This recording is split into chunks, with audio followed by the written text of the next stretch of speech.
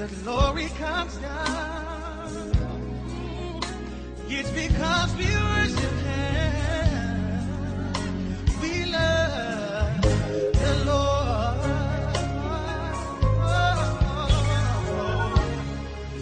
And when the blessings come down, it's because we worship Jesus. When Jesus, the King of Kings,